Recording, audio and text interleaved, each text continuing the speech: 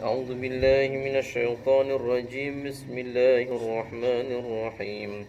الحمد لله رب العالمين الرحمن الرحيم مالك يوم الدين إياك نعبد وإياك نستعين اهدنا الصراط المستقيم صراط الذين أنعمت عليهم غير المغضوب عليهم ولا الضالين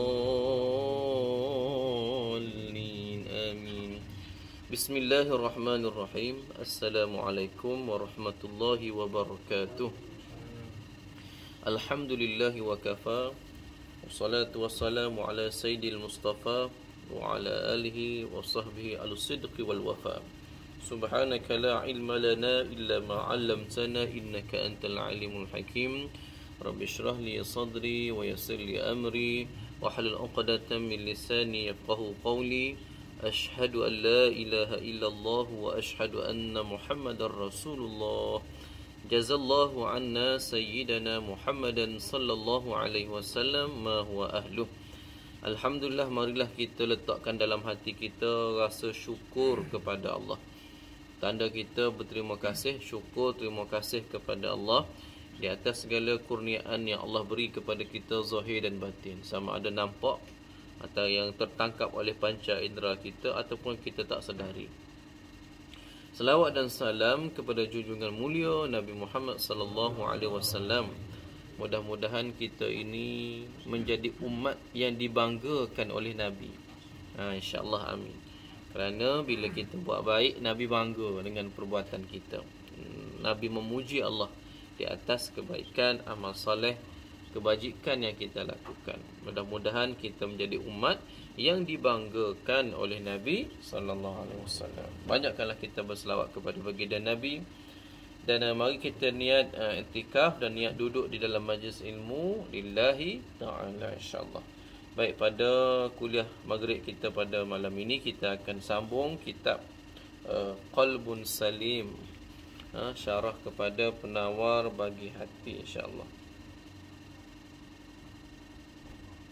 Terakhir kita tanda kita masih lagi dalam perbahasan muqaddimah. Bismillahirrahmanirrahim. Masih lagi perbahasan kita dalam tajuk Bismillah, dalam hal Bismillah itu sendiri. Baik.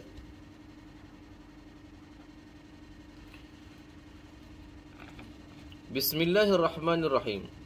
4 perlindungan dan 4 keampunan yang terdapat di dalam Bismillah.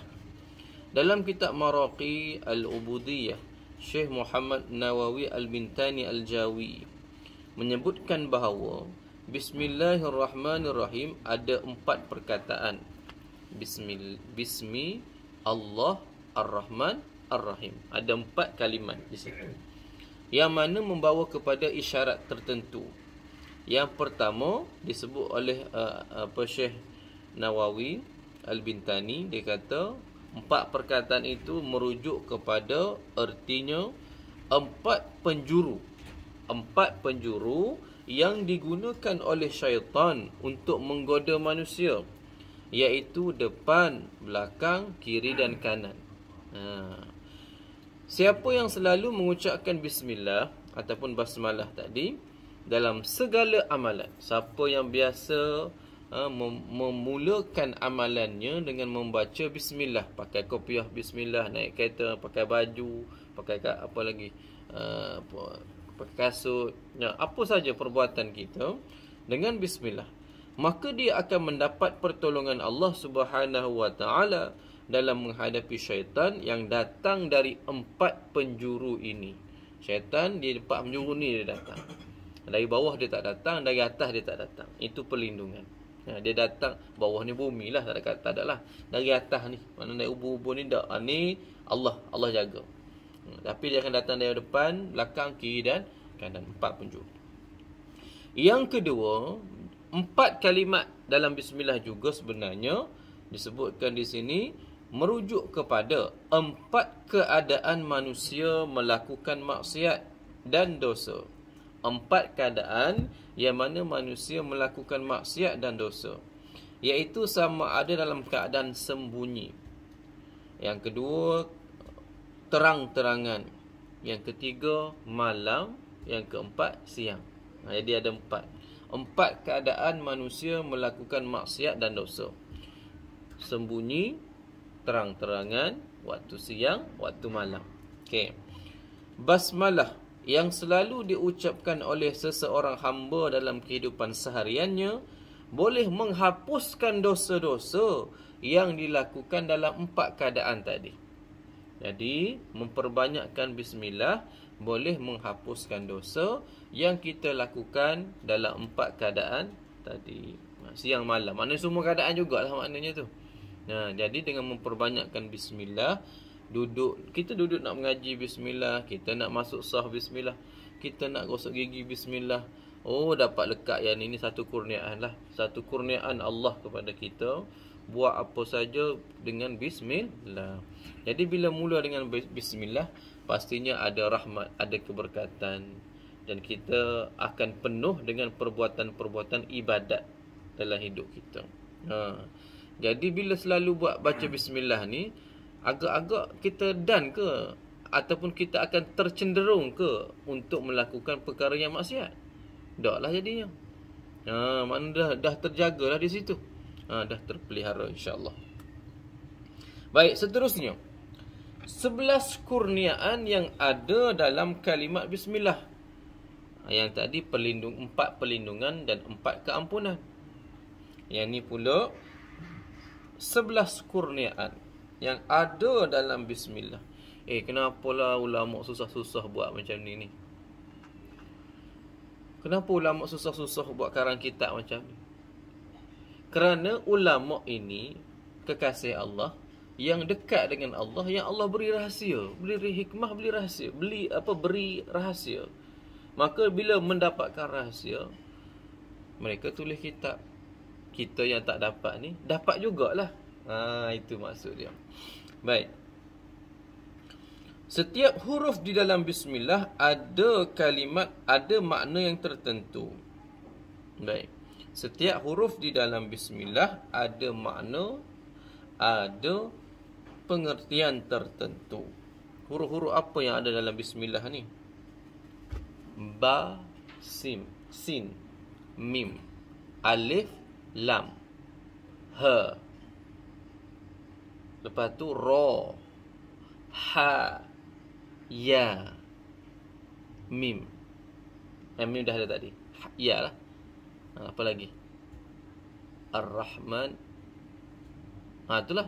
Itu beberapa jumlah huruf. Ba, sin, mim. Ba, sin, mim. Bismi, alif, lam. Okey, lepas tu alif, lam, bismi Allah. Ha bulat tu. Lepas tu alif, lam lagi. Lepas tu ra, ha, ya. Nun tak lupa ni. Nun, Rahman tadi. Nun. Apa lagi ada situ? Tak ada dah. Itulah. Okey, baik. Baik, kita tengok. Yang pertama, ba. Ba dalam bismillah tu hak pertama. Ba ni sebenarnya huruf pertama dalam Quran. Tak, huruf pertama dalam Quran tak? Huruf pertama dan juga bererti huruf pertama yang berbunyi. Huruf alif tak ada bunyi dalam Quran. Huruf alif ni asalnya tak ada bunyi. Dia hanya sebagai mat panjang.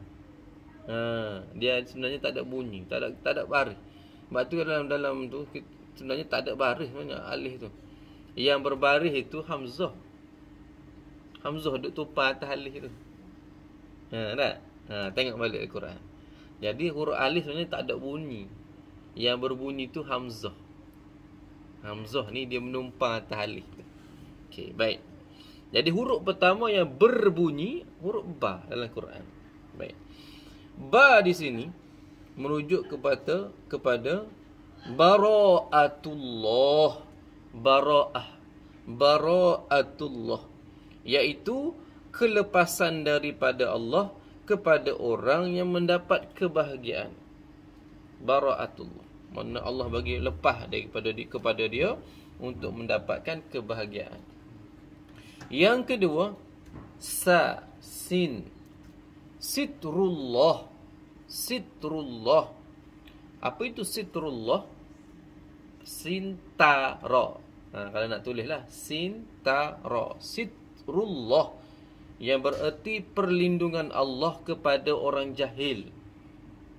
Perlindungan Allah kepada orang jahil. Orang jahil pun dapat perlindungan. Yalah kalau dia baca bismillah. Kita ni bukan erti semua benda. Nak kurang-kurangnya Allah jaga juga. Okay. Yang ketiga, mim. Mahabbatullah. Ini jelaslah kasih sayang Allah kepada orang Islam. Mahabbatullah, kasih sayang Allah kepada orang Islam. Lepas tu ada lagi alif. Al-fatullah. Al-fatu. Alif lam fa ta marbutah. Al-fatullah, yakni kelunakan. Allah lunak kepada orang Islam tadi. Kelunakan Allah. Maknanya kasih sayang jugalah lebih kurangnya. Lunak, lembut, jaga, lebih kuranglah bermaksud lunak ni. Yang kelima, lam. Lam bermaksud latifatullah. Latif, yang ni apa dia? Kelembutan. Latif, kelembutan, kehalusan, itu latif. Baik. Yang keenam, ha. Allah kan, ha, bermaksud hidayah. Hidayatullah, petunjuk Allah. Ha dalam erti kata hidayatullah, petunjuk. Kemudian ra. Ra, ridwanullah. Ridwanullah, keredaan Allah. Lagi apa dia? Ha, arrah. Ha pedas tu. Hilmullah, halim. Hilmullah, iaitu kelonggaran Allah kepada orang yang berdosa. Kelonggaran Allah kepada orang yang berdosa. Jadi orang yang dapat, yang baca bismillah sebab tu tadi, keampunan tadi tu. Lagi apa ni? Semua 9 mim. Ada lagi mim. Mim ada 2 mim. Mim, minnatullah. Minnatullah artinya kurniaan Allah kepada orang yang beriman. Yang ke-10, nun. Nurul ma'rifah, cahaya ma'rifat di dunia dan cahaya ketaatan di akhirat. Nurun ma'rifah. Yang ke-11, ya. Yadullah. Ya, yadullah. Yadun tu tangan biasanya. Yadun, tangan. Dia sebut yadullah artinya penjagaan Allah, pemeliharaan Allah kepada orang Islam. Jadi siapa baca bismillah tadi, dia membawa bersamanya 9 rahasia berdasarkan huruf-huruf yang terkandung dalam bismillah. 11 huruf yang terkandung dalam huruf-huruf yang terkandung dalam Bismillahirrahmanirrahim. Baik. Mari kita tengok pula. Panjang betul hikmah dari sini. Faedah membaca bismillah. Yang pertama, Syekh Ahmad As-Sawi mengatakan bahawa jika bismillah dibaca sebanyak 21 kali sebelum tidur pada waktu malam. Ni tidur malam, bukan tidur siang, tidur malam. 21 kali sebelum tidur malam baca doa lah bismillah. Allahumma bismika, ya. Asyhadu an la ilaha illallah, apa mengucap, lepas tu baca ayat kursi ke apa semua. Lepas tu kita baca bismillah. Tak? 21 kali sebelum tidur. Orang yang membacanya akan selamat daripada syaitan. Mana syaitan ganggu, syaitan apa tindih kau macam-macam lah, banyak kan apa waktu tidur ni, ngigor semua tu, perlindungan. Rumahnya terselamat dari kecurian. Rumah pula selamat daripada pecah masuk kena curi. Dia juga selamat daripada mati mengejut. Mati mengejut, matilah tidur ya. Mati mengejut. dan lain-lain bala yang berlaku pada waktu malam. Apa lagi bala waktu malam ni? Ikutlah buat tanah runtuh ke, terbakar ke, kita tak tahu kan. Banjir, kan banjir, tengok terapur dah. Terapur dah. Baik. Itu dalam Kasyifatus Sajjad. Jadi apa tadi? Siapa yang baca 21 kali bismillah pada waktu malam sebelum tidur, yang pertama dia dapat perlindungan Allah daripada syaitan. Yang kedua dia dapat apa tadi? Selamat daripada kecurian, selamat daripada mati mengejut, dan selamat daripada segala bala yang berlaku pada waktu malam. Sebab bila kita tidur, kita sebenarnya mati dah tu. Kita serah diri pada Allah. Kita serah tubuh ni pada Allah balik dah tu. Kita serah dah tu, kita tak tahu apa dah tu. Nyamuk gigit ke orang terjun atas kita tak nak mengelak dah. Tak sedar apa dah. Ya. Baik. Kalau ada ada kayu balak duduk atas badan kita pun tak tahu. Bukan kayu balak ni maknanya paha orang sebelah lah. Tak tahu dah, tak sedar dah. Baik, yang kedua. Ada lagi. Allahumma salli ala Muhammad. Faedah baca besar. Yang kedua, amalan membaca 786 kali bismillah. Ni ada lagi. Membaca bismillah sebanyak 786 kali. Siapa nak beramal ni? Para ulama menyatakan juga bahawa untuk hajat yang sangat perlu. Kalau kita ada hajat sungguh-sungguh ni, maka membacanya bismillah tadi 786 kali selama 7 hari berturut-turut dengan bilangan tersebut. 7 hari berturut-turut. Ambil 786 kali sehari. 7 hari berturut-turut. Ada hajat yang perlu. Apa hajat yang perlu kita ni? Hajat perlu sangat apa dia? Biasanya ni sakit lah. Nak? Ya, saya. Ya, langsung. Ya, dia ambil tu lah tu. Betul Dia buat frame ke macam mana? Satu nama kedai tu ada nombor. Apa je pandang?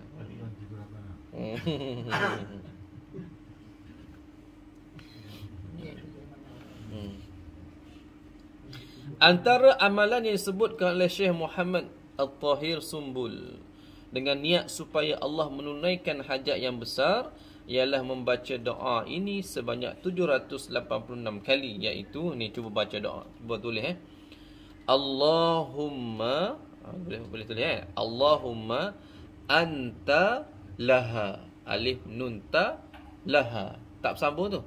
Allahumma anta laha, Allahumma anta laha, walau azumat, walau lam waw, walau azumat, ain za mim ta. Kalau nak tulis ain za mim ta, azumat. Farrijha, farrijha, fa ra tu sabdu, farrij jim ha alif, farrijha. Ni siapa nak tulis? Saya sebut nak huruf. Kalau ada papan putih kita tulis dah. Okey. Farrijha bifadli, bifadli, ba fa da lam, bifadli, dengan kelebihan, bifadli. Bismillahirrahmanirrahim. Ya, kata Syekh Tahir Sumbul tadi, Syekh Muhammad Tahir Sumbul kata, niat supaya Allah menunaikan hajat besar kita, maka bacalah doa ni. Allahumma antalaha walau azumat farrijha bifadli bismillahirrahmanirrahim 786 kali. Kata tadi bismillah saja. Ni ada doa khusus dia. Kita sama-sama baca cuba Allahumma antalaha walau azumat farrijha bifadli bismillahirrahmanirrahim. Maksudnya, ya Allah, Engkaulah yang tahu tentangnya. Allahumma antalaha, Engkaulah yang lebih tahu tentangnya. Laha tu merujuk kepada hajat. Laha merujuk kepada hajat kita. Walau azumat, walau seberapa sukar ataupun seberapa besarnya hajat itu. Farrijha, bukakanlah jalannya. Farrijha bifadli, dengan kelebihan, dengan keberkatan. Bismillahirrahmanirrahim. Nak baca doa ni kalau ada keperluan hajat. Baik. Baik. Kenapa boleh jadi 786 ni? Ni panjang betul lama ni. Bilangan 786 untuk bismillah merujuk kepada hitungan al-jummal. Jumlah al-jummal. Jumlah apa ni? Hitungan jummal adalah angka-angka yang diambil daripada huruf-huruf hijaiyah yang telah ditentukan oleh ulama. Maknanya ulama telah menentukan angka merujuk huruf hijaiyah ni merujuk kepada bilangan angka tertentu. Dia sebut di sini alif. Alif ni merujuk kepada 1. Ba merujuk kepada 2. Jim merujuk kepada 3. Panjang sini. Da 4, ha 5, waw 6, za 7, ha 8, ta 9, ya 10, kaf 20, lam 30, mim 40, nun 50, sin 60, ain 70, fa 80, sa 90, qaf 100, ra 200, shin 300, ta 400, tha 500, kha 600, dha 700, za 900, da 800 dan gha 1000. Ni huruf sama dengan bilangan. Tu ulama tu dia ulama tahu rahsia dia lah. Kalau tanya mana dalil hadis dia, memang tak ada dalil lah. Ni kajian hikmah. Dia bukan kajian hukum. Kena faham. Ada beza tu. Kalau hukum, memang wajib Al-Quran Sunnah. Kalau hikmah ni barang anugerah. Benda anugerah. Bukan benda reka, benda anugerah. Allah bagi. Dalam Ahlus Sunnah wal Jamaah jelas ada ladunni. Min ladunka rahmah. Jadi para ulama, orang auliaillah yang dekat kepada Allah, Allah lah campur ilmu hikmah rahsia dalam hati terus. Tapi bukan bererti memperbaharui syariat. Tak. Itu kerja Nabi settle dah. Itu kerja syariat ni Al-Quran Sunnah jelas. Tapi kita berhikmah ni orang panggil rahsia-rahsia yang diberikan. Jadi kalau kita tahu, tak apa. Tak tahu pun tak apa. Bukan tak apa, rugi. Tak tahu rugi lah. Biasalah kan. Kalau kita dekat-dekat rapat-rapat ni dapat lebih sikit. Kita rapat dengan orang pun dapatlah kelebihannya. Kan, rapat dengan YB takkan rapat saja. Mana maunya. Mesti ada benda. Kurang-kurangnya belanja tom yum. Kurang-kurang tu. Biasa lebih lah. Itu kalau rapat dengan orang besar. Ni rapat dengan Tuhan. Takkan rapat saja. Tu logik kita boleh terima benda tu kan. Baik. Alhamdulillah. Okay, center. Bismillah. Okay, kemudian kita tengok. Alhamdulillah. Kan bismillahirrahmanirrahim. Alhamdulillah. Panjangnya. Baru mukadimah Baru mukadimah kita ni.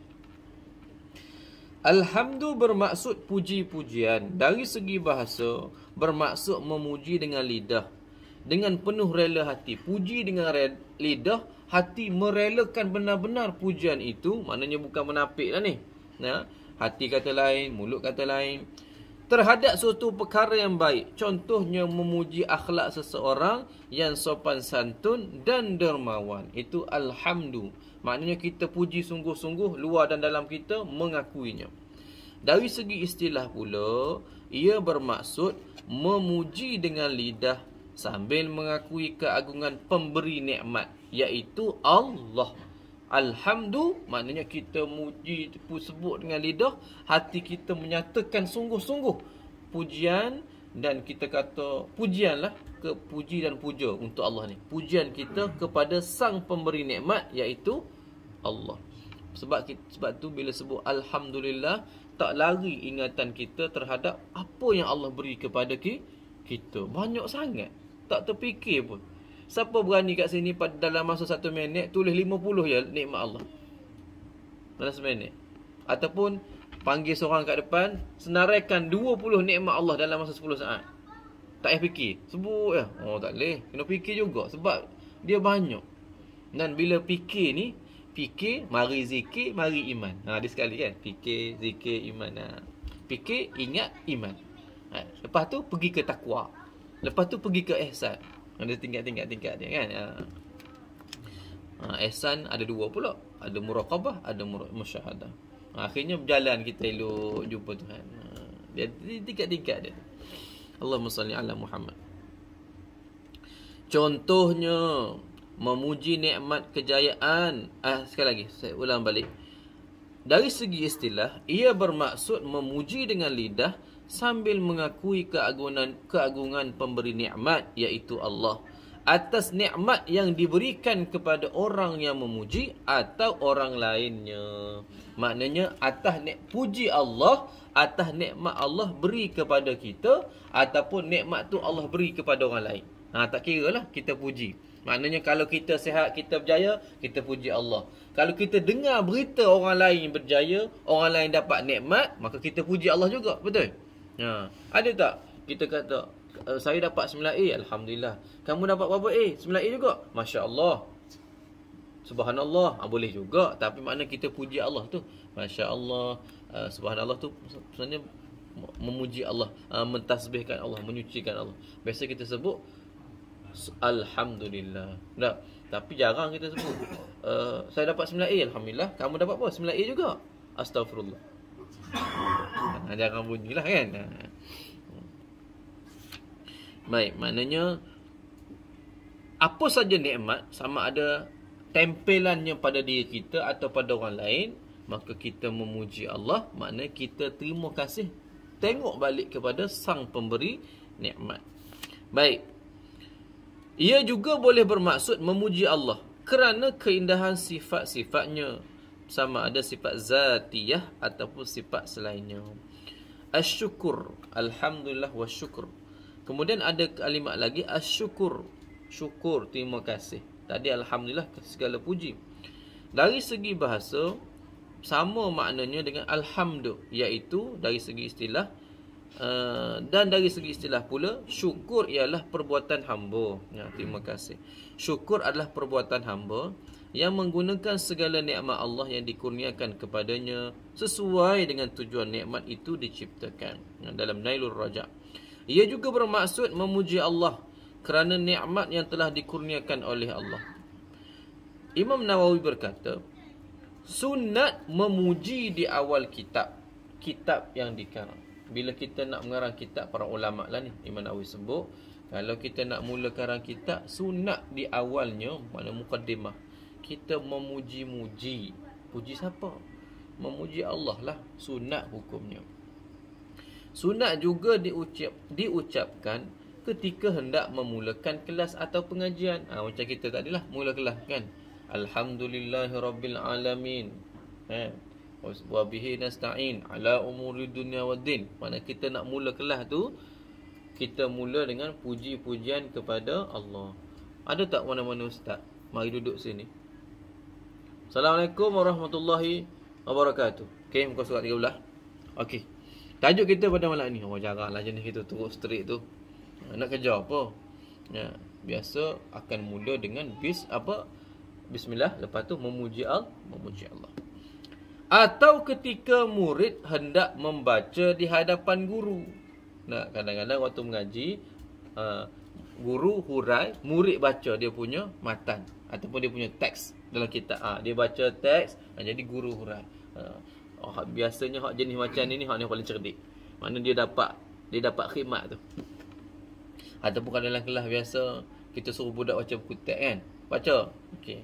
Sunat kalau dia mengaji ya. Jaranglah budak nak buat. Orang tua lah mengaji benda ni. Jadi sebelum nak baca teks tu, sunat alhamdulillah wassalatu wassalamu ala rasulillah. Baik, baru kita sambung baca. Baik, bismillah, alhamdulillah wassalatu wassalamu ala rasulillah. Tu boleh pendek tu. Baik. Sama ada membaca hadis atau fiqh atau selain keduanya. Sebaik-baik ucapan adalah alhamdulillahi rabbil alamin. Baik, hukum mengucapkan alhamdulillah. Yang pertama wajib. Ada juga wajib ucap alhamdulillah. Ketika mana wajib ucap ni? Contohnya ketika nak memulakan khutbah Jumaat. Maknanya kalimat memuji Allah wajib dalam khutbah. Dalam khutbah Jumaat. Untuk khutbah Jumaat wajib puji Allah. Yang kedua, sunat. Macam mana sunat alhamdulillah ni? Dalam setiap keadaan. Seperti nak memulakan doa, selepas makan dan minum, ketika khutbah nikah dan banyak lagi. Okey. Itu yang sunat. Maknanya dalam nak memulakan amalan baiklah. Yang ketiga, makruh. Makruh ucap alhamdulillah. Waktu mana makruh ucap alhamdulillah? Jika dibaca di tempat kotor, seperti dalam tandas, tempat tong sampah, buang sampah, atau tempat sembelih binatang. Disebut dalam tandas, sampah, tempat buang sampah, tong sampah ke tempat kumpul sampah tu, ataupun tempat penyembelihan binatang. Yang keempat, haram. Haram baca bismillah ni, alhamdulillah, ketika sedang melakukan maksiat. Ketika buat dosa, kita baca alhamdulillah. Apa contoh?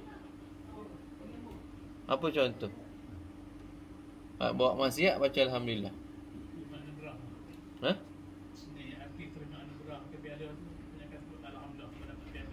Tu detail sikit tu. Yang tu saya tak berani tu. Saya tak berani. Sebab anugerah, setahu saya tidak ada anugerah atas maksiat. Anugerah tu atas bakat. Islam meraihkan bakat. Soal dia tak pakai tudung ke, soal dia baju ketat tu cerita lain. Dia asing benda tu. Berlakon tak berdosa. Hak berdosa tu yang tak kena syarak tu. Maknanya dia tak pakai tudung, dia tak tutup aurat, ataupun dia aksi-aksi menggairahkan, itu hak berdosa. Ya. Jadi berlakon itu hukum dia harus. Berlakon tu harus. Anugerah dia dapat atas kejayaan dia tu, syukuri nikmat, itu wajar, alhamdulillah. Sebab tu saya tak berani tu. Menyanyi contoh, menyanyilah. Kategori balada ke, rock ke, etnik kreatif ke. Jadi menyanyi ni, hukum dia ke mana? Hukum menyanyi ni pergi ke mana? Tarian pun sama. Hukum tarian ni pergi ke mana? Kebanyakan ulama dia tidak menyatakan haram. Ada yang kata haram, tapi tak banyak yang kata haram. Saya lebih cenderung kepada ulama yang menyatakan harus. Kerana naluri manusia ni suka kepada hiburan. Tak ada masalah benda tu. Islam datang bukan nak menghalang, tetapi meluruskan. Jadi kalau nyanyian, suara, dia boleh saja, selagi mana dia tidak melampaui syarak. Syarak bagi garis panduan apa dia? Jangan perkara-perkara yang menyimpang akidah. Tiada kata yang lebih agung kalimat cintamu. Tiada lafaz kan? Tiada lafaz. Tu kan? Lagu tu lah kan? Maknanya cinta perempuan tu, I love you tu agung bagi dia. Sebenarnya Allahu Akbar agung. Itu akidah. Kalau kita kaji akidah, haram hukum lagu tu. Okey, itu contoh haram lah. Jadi lagu tu, kalau lagu kehidupan biasa, itu tak ada apa. Cinta hidup manusia, cerita tentang kehidupan, ataupun sayangi hutan kita, sayangi sungai kita, lagu kebangsaan, lagu negeri, itu harus hukumnya. Tak ada masalah tu. Okay? Sama ada dinyanyikan oleh lelaki ataupun wanita. Wanita yang haram bukan suara yang merdu, tapi suara yang menggairahkan, yang liuk-liuk itulah. Yang menggoda, suara yang menggoda. Suara merdu bukan Menggoda dia lain. Itu orang panggil anugerah bakat ataupun nikmat. Tak ada masalah lah tu. Saya faham macam itulah. Tetapi tak tahulah, sebab ada juga ulama menyatakan seorang perempuan macam mana pun jadi menggoda. Itu khilaf lah. Tapi kalau tuan-tuan dengar qariah, adakah tuan-tuan fikir ke lain? Qariah menyanyi, dengar suara Siti Nurhaliza, fikir ke lain ke? Kita duduk fikir suara sedap je lah. Tu. Jadi ada ulama yang lebih ringan dalam berpendapat tentang hiburan. Baik. Ada hak ketat. Ada muzik tak boleh langsung. Contoh Syekh Wabah Zuhaili. Saya pernah satu seminar dengan dia. Kata bila Syekh nak turun seminar tu, dia punya pengerusi majlis tu, sebelum Syekh masuk dewan dia kata siap-siap. Biasanya dalam seminar, bila waktu senggang tu dia ada bunyi muzik iringan, kan? Muzik tu tidaklah muzik ni, muzik macam-macam Beethoven gitulah, lebih kurang lah, muzik gitu je lah. Dia tak ada lagu-lagu tapi dia bunyi muzik. Syekh tu, Syekh Wabah Zuhaili, muzik pun dia tak nak. Ada hak jenis kerah gitu. Bukan kerah, dia lebih syadid pendapat dia. Lebih ni lah, lebih spesifik. Sebab ada yang menyatakan muzik yang diharuskan hanya gendang. Hanya gendang saja. Hak tiup-tiup langsung tak boleh, hak bertali langsung tak boleh. Jadi drum sajalah. Drum ke kompang ke, apa lagi? Itulah hak gendang-gendang tu lah. Jadi hak tali, gitar-gitar, gambus apa semua tak boleh. Ada yang berpendapat macam tu. Ini cerita muzik. Tadi kita cerita suara kan. Macam lebih kurang.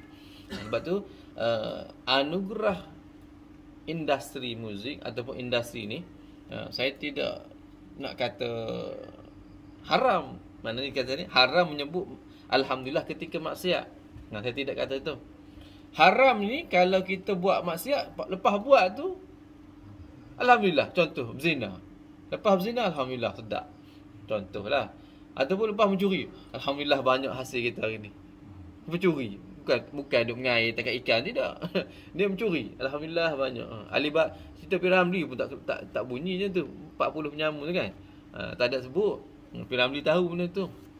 Tak sebut alhamdulillah malam ini kita dapat hasil. Tak ada, dia tak sebut gitu. Apa lagi? Banyaklah perbuatan-perbuatan. Yang ni kalau kita belajar, kita kena perhalusilah insya-Allah. Jadi 4 keadaan. Makna alhamdulillah. Alhamdulillah bermaksud segala puji yang diucapkan dengan lidah dan penuh rasa hati, kerela hati, sambil merasakan keagungan yang ditujukan hanya kepada Allah, Tuhan kepada manusia, malaikat dan jin. Jenis-jenis alhamdulillah. Alhamdulillah ada 4 jenis. Yang pertama puji qadim, yakni qadim kepada Allah. Ini detail sikit. Allahumma salli ala Muhammad. Okey, baik. Puji qadim Allah kepada qadim. Siapa pernah dengar kalimat ni? Puji qadim kepada qadim. Puji Allah kepada dirinya sendiri. Baik. Ni'mal maula wa ni'man nasir. Dialah yang sebaik-baik pelindung dan dialah yang sebaik-baik penolong. Allah puji atas diri dia sendiri. Maknanya bila dalam Quran kan banyak Allah menceritakan tentang dirinya sendiri. Maknanya tu puji atas diri sendiri. Puji qadim kepada qadim. Puji Allah kepada dirinya sendiri. Yang kedua, puji qadim kepada hadis. Puji qadim kepada hadis. Puji Allah kepada makhluk. Hadis ni makna benda baru. Benda baru siapa? Makhluk lah. Kita ni baru jadi. Ni'mal abdu innahu awwab. Dialah Nabi Sulaiman sebaik-baik hamba. Ni'mal abdu, yang hamba yang ternikmat, hamba yang terbaik. Innahu awwab, sesungguhnya dia tu sangat taat. Maka Allah memuji kepada Nabi Sulaiman sebagai hamba yang terbaik dan hamba yang taat. Itu contoh ayat Quran. Makna ni puji qadim kepada hadis. Ada lagi puji hadis kepada qadim. Puji hadis kita lah makhluk. Puji makhluk kepada qadim, kepada Allah. Kita memuji Allah dengan mengucapkan Alhamdulillah. Kita puji Allah, Alhamdulillah. Ada juga puji hadis kepada hadis. Puji sesama kita.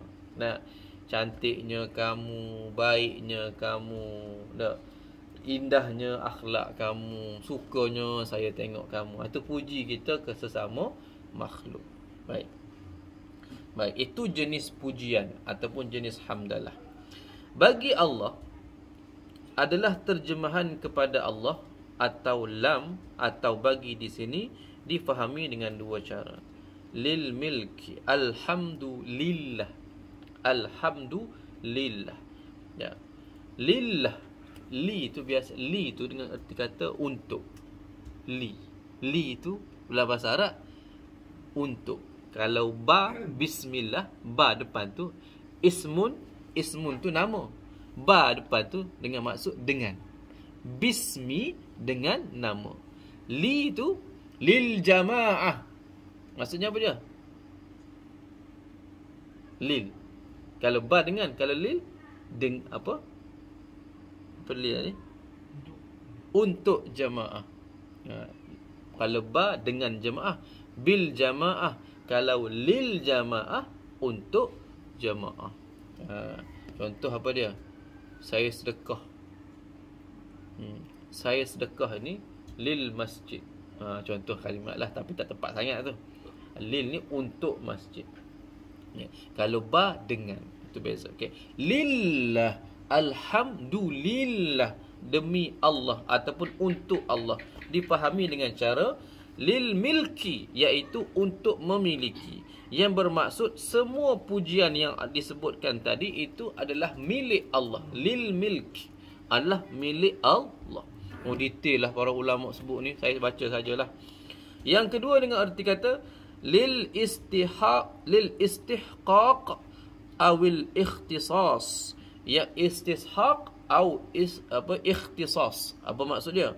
Bererti untuk yang berhak atau tertentu. Yang berhak Allah, yang tertentu khusus. Lil ikhtisas, khusus. Yang bermaksud semua pujian itu hanya berhak, hanya layak, hanya khusus bagi Allah. Jadi alhamdulillah, segala. Sebab tu kalau kita terjemah tanpa syarah panjang macam ni, terjemah macam mana? Alhamdulillah Rabbil Alamin, segala puja dan puji hanya berhak tertentu bagi Allah Subhanahu Allah Ta'ala. Dia panjang. Alhamdulillah tu dia panjang. Segala puja dan puji hanya berhak tertentu bagi Allah Ta'ala. Kalau terjemah direct gitu. Ya, baik. Jadi hak panjang, macam mana datang terpuja, puja dan puji, macam mana datang berhak tertentu. Ni penjelasan dia. Baik, apa dah isyak? Isyak dah ni.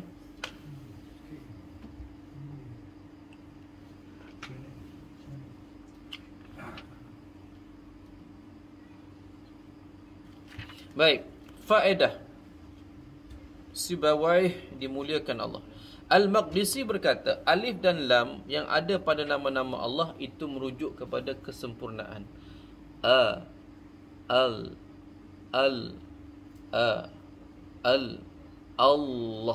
Lam tengah tu lam jalalah, hanya untuk nama Allah saja.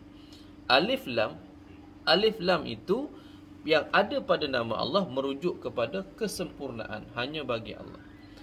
Sibawayh berkata, Imam Sibawayh ni, lam adalah untuk, dengan erti kata lam ma'rifat, iaitu lam yang menyatakan ma'rifah. Sudah ma'rifat ni apa dia?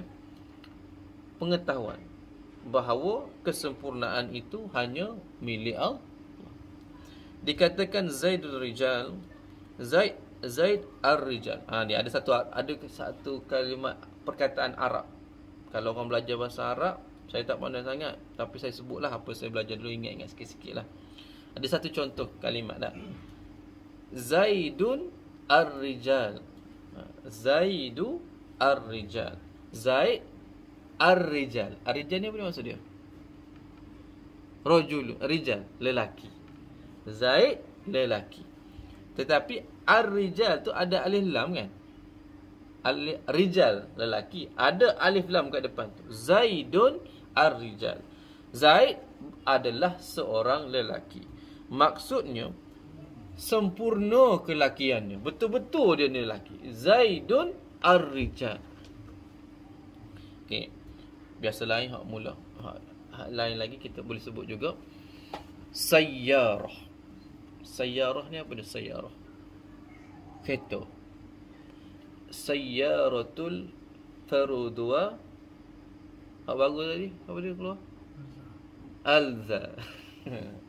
Sayyaratul farud. Tak ada pa kan? Kena fa lah. Farudwa alza. Nah, kereta. Kereta Pro2 Alza. Contohnya tu. Itu maknanya merujuk kepada kereta Pro2 Alza. Tapi banyak kereta mana? Ada biru, kuning, ada putih, ada hitam, ada merah, ada coklat, apa semua kan?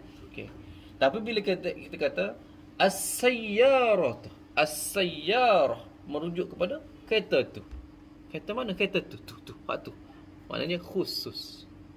Kalau sayyarah umum, bila ada alif lam, as-sayyarah jadi khusus, merujuk pada kereta tu, bukan kereta lain, kereta tu. Kita maklumnya.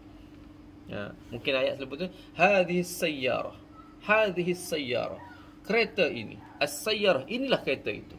Baik. Jadi Zaidur rijal, Zaid ar-rijal, Zaid itu adalah lelaki, benar-benar dia ni lelaki. Begitu juga alif lam ini untuk nama-nama Allah. Rahman, sayang. Ar-Rahman, benar-benar atas diri Allah itu sifat dia Ar-Rahman, ataupun biasa kita terjemah Maha Rahman, Maha Pemurah. Maha, palinglah, betul lah, sempurna sifat Rahman itu hanya bagi Allah. Kalau kita ada Rahman kita, ada kasih sayang kita, ada, tapi tak sempurna. Itu pun pemberian, pinjam-pinjam saja, sekadar nak kenal, bagi rasa sikit lah. Tapi kesempurnaan sifat tu hanya pada Allah. Sebab tu ada alif lam. Ayah-ayah sekalian pernah belajar tak benda ni? Pernah lah kan? Ke baru pertama kali dengar ni? Pernah kan? Jadi kalau pernah dengar tak ada masalah lah. Saya ni mengulang lah. Ataupun kalau saya salah sebut, tolong betulkan. Dah mengaji dah kan? Okay. Dah? Dah biasa belajar kan? Tak apalah, jarang-jarang kita belajar detail sikit. Kan? No. Oh, ni kalau kira levelnya ATMAT dah ni. Bukan matematik 1 tambah 1 macam biasa dah ni. Ni kira ATMAT dah ni. Dah. Tapi tak apalah, ilmu kan, ilmu kan. Baik. Ketahuilah bahawa lafaz al-jalalah, yakni lafaz Allah, adalah nama yang paling terkenal yang dalam kalangan al-a'raf, al-ma'arif. Al-a'raf, al-ma'arif. Dengan ittifaq ulama. Sepakat ulama dalam banyak-banyak perkataan yang paling dikenali iaitu Allah. Kata nama yang paling dikenali iaitu Allah. A'raful ma'arif. Diceritakan bahawa Sibawayh bermimpi dan dia diberitahu bahawa Allah telah memuliakannya dengan kemuliaan yang besar, kerana dia, yakni Sibawayh, menyatakan inna ismahu ta'ala a'raful ma'arif. Sesungguhnya namamu, nama Allah, adalah nama paling terkenal dalam kalangan yang terkenal. Maknanya Allah nama yang dikenali oleh seluruh makhluk. Maknanya lembu kenal, apa planet, bintang, semua kenal nama Allah. Okey, baik. Nama kita ada kenal? Orang kampung kita pun tak semua kenal nama kita. Tak, ni Allah dikenal. Al-a'raful ma'arif. Di dalam penulisan terkini, ia, alif lam juga boleh merujuk kepada ia. Jika merujuk kepada Allah, dia, dialah Allah, dialah Tuhan, dialah yang Maha Pemurah, Ar-Rahim, dialah yang Maha Penyayang. Apa lagi? Apa lagi contoh nama Allah? Contoh Al-Malik, dialah yang paling raja. Istilah dia. Dialah yang paling raja, paling Al-Malikul Mulk, dialah yang memiliki segala kerajaan. Dia tu merujuk pada dialah Allah. Itu penting lafaz alif lam tu. Bahasa Melayu kita nak terjemah alif lam tu kena punya panjang. Saya rasa 10 minit dah saya cerita bab ni alif lam saja ni. Dah. Itu sebab tu bahasa Al-Quran, bahasa Arab ni istimewa di situ. Kefahaman dia. Sebab itulah tak mudah-mudah baca Quran, terus tafsir, terus bagi hukum. Kita je ni nak baca Quran, lepas tu Allah sebut macam ni. Kita pun baca, kita baca Quran tak faham lagi tu. Bahasa Arab tak faham dah. Kita pun baca tafsir terjemahan sebelah tu. Bila baca terjemahan sebelah kita pun macam ni hukum dia rupanya. Kita terus bagi hukum.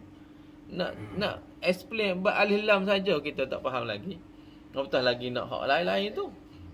Fi'il mudhari', fi'il dhamir tu balik kepada siapa? Saya tak reti saya pada sebut ni. Konon pandai lah ni. Konon je lah. Nak sebutnya detail, panjang perbahasannya. Jadi ulama ni bila dia baca Al-Quran tak sama macam kita baca. Kita ni baca nak cukup nak cari pahala je. Faham kupang pun tidak. Ulama bukan sekadar faham, dia gali hikmah, dia gali ayat hukum, dia cari istidlal, pendalilan. Akhirnya kita ni boleh pakai apa yang ada dalam Quran. Baik. Merujuk kepada firman Allah, wa ma khalaqtul jinna wal insa illa liya'budun. Dan tidak aku ciptakan jin dan manusia illa liya'budun. Apa dia? Allah itu Tuhan yang menjadikan ia Allah akan jin dan manusia. Jin dan manusia supaya mengerjakan mereka itu, yakni jin manusia, akan ibadah. Yang lagi sangat ibadah tadi kerana firman Allah tadi lah, wa ma khalaqtul jinna wal insa illa liya'budun. Tidak aku menciptakan al-jin, maknanya merujuk pada jin, seluruh jin, dan merujuk semua bangsa jin itu sendiri, wal insa, dan seluruh bangsa manusia, melainkan untuk mereka itu menyembah kepadaku. Dijadikan jin dan manusia untuk sembah kepada Allah. Kenapa dalam kalimat ini ulama bahas ni? Kenapa Allah sebut jin dulu baru manusia? Wa ma khalaqtul insa wal jinna. Tapi Allah sebut wa ma khalaqtul jinna wal insa. Sebab apa jin dulu? Sebab merujuk kepada jin itu makhluk yang lebih kuat daripada manusia secara umumnya. Kan? Cerita Nabi Sulaiman lah. Cerita Nabi Sulaiman. Kalau orang duk, kalau kajian sejarah ada lagi sebut cerita bab piramid lah, Candi Borobudur lah, apa semua lah kan. Maknanya binaan-binaan hak pelik-pelik ni ajaib zaman dulu tak ada. Mana ada jin tolak apa semua. Maknanya ada kerjasama dengan jin pula. Ada kajian macam tu. Sebab memang mereka yang berupaya untuk angkat benda-benda berat tu. Piramid apa semua tu. Adalah yang sebut macam tu. Jadi itu kajian saja. Tak wajib percaya, tak wajib imani. Tapi kalau secara teorinya boleh jadi. Dia gitulah. Gitu je. Tak jangan kalau apa dalilnya kata Candi Borobudur tu jin yang buat? Cari hadis Nabi memang tak jumpa, sudahlah. Apa dalil piramid tu dibuat oleh jin? Dalam Quran cerita Nabi Sulaiman je, bina istana Ratu Balqis tu kan, cerita tu je. Alih istana tu. Tak ada pula cerita buat piramid dalam Quran. Ada cerita buat piramid. Cerita Firaun, kita tahu Firaun ada piramid. Betul? Ada dalam Quran cerita buat piramid? Ada tak? Tak ada. Pembinaan piramid mana tak penting pun tahu. Tapi kalau kita kaji, akhirnya kita akui ayat-ayat Allah yang bertebaran ini. Jin manusia, jin dulu kat depan, baru ke dia manusia. Sebab jin itu ada kelebihan daripada sudut kekuatan. Mana kamu kuat lagi, patut kamu lah lebih kuat ibadat. Allah nak bagi untuk jin. Kita manusia pun kena kuat juga. Kerana dua makhluk ini terkena taklifan untuk kena buat ibadat. Teguran dia. Begitu insya-Allah. Sampai sini saja dulu. Nanti kita sambung lagi. Panjang tu. Rasa macam penuh pula hari ni. Penuh tak? Penuh ni rasanya. Tapi kataan dia Bismillahirrahmanirrahim. Alhamdulillah bagus tu. Itulah ilmu ulama, kita tumpang-tumpang sikit sebanyak. Bukan saya tolong baca je ni. Saya tolong baca je. Wallahu a'lam. Bismillahirrahmanirrahim. Allahumma salli ala Muhammad wa ala ali Muhammad. Allahumma faqihna fid din wa 'allimna at-ta'wil wa sallallahu wa sallam alaihi walhamdulillahi rabbil alamin. Assalamualaikum warahmatullahi wabarakatuh. Buku yang Ustaz baca tu harganya 40. Kalau yang nak beli sendiri pun boleh. Kalau nak suruh saya beli, bayar duit dulu lah. RM35. RM35. Oh, dapat murah tu, elok tu. Kalau ikut sini 40. Kalau ikut sini 40, dah 35. Oh, tak masuk pos lagi tu. Hantar ke rumah tak? Hantar ke rumah. Masuk sekolah tu lebih lah.